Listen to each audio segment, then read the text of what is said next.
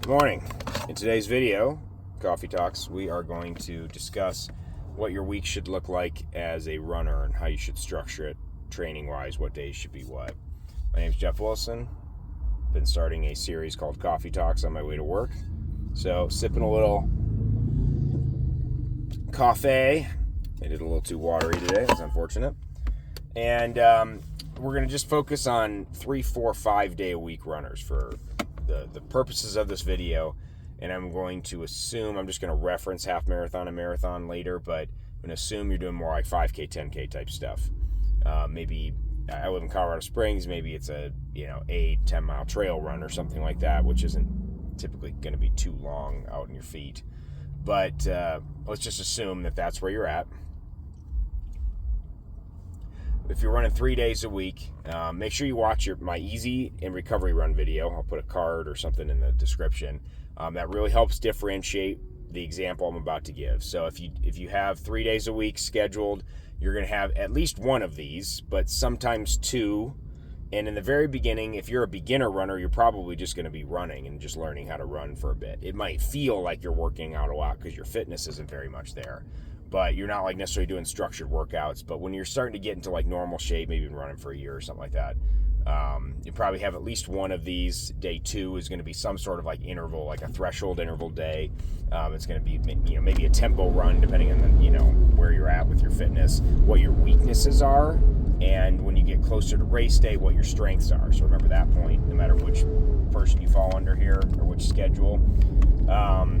Threshold intervals and things like that, I'll go into more detail in another video. But other workout examples, hills, anaerobic work, where you're, maybe only a minute and a half type intervals. You're going pretty quick. You're in the 90-something% of max heart rate type of thing.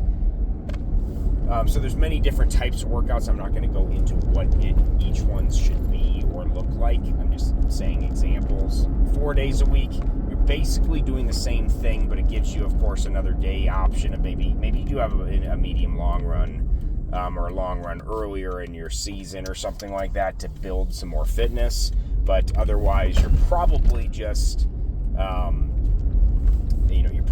doing another type of interval workout. Not necessarily like, you're not going to do like 2 VO2 max workouts in the same week. That's crazy. But you might be doing a combo of like maybe threshold and hills or something like that. And your other 2 runs are essentially easy and recovery runs.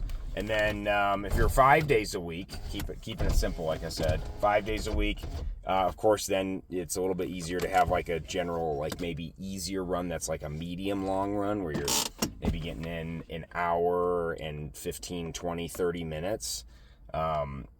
Obviously, beginner runner, that's going to probably be their long run, but just bear with me. I'm assuming you've kind of been moving for a little bit here. And then from there, you have at least 2 recovery / easy runs in the week, like automatically at that point, because you don't need to be working out hard 4 or 5 days a week. And so this leaves you with roughly 2 on average days where you can do basically what I said from the 4 day a week thing. You have like some threshold intervals, and then maybe you have hills. Not back-to-back days. Please don't do that. Especially if you have like a long run or like one of your bigger runs. If you can do it, try to structure it so it's not back-to-back with one of these workouts. That's what the easy and recovery runs should be for. So again, watch that video. But keep it pretty simple. Obviously, if you're running, I'm assuming you're not running 7 days. 6 days a week is, you're basically just adding probably another easy recovery run. Easy is more for fitness. Recovery is going to just be to recover from some of your efforts. So keep it simple. And that's honestly basically it. I'll go in more detail in other videos. With strength training, you should basically have at least 1 a week, two ideally.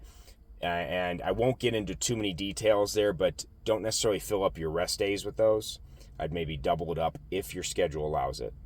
So keep that in mind, and we'll go from there. But thank you for watching. Again, watch that easy to recovery run video, and I'm going to do a lot more training videos. What do threshold workouts look like? What are examples of different workouts?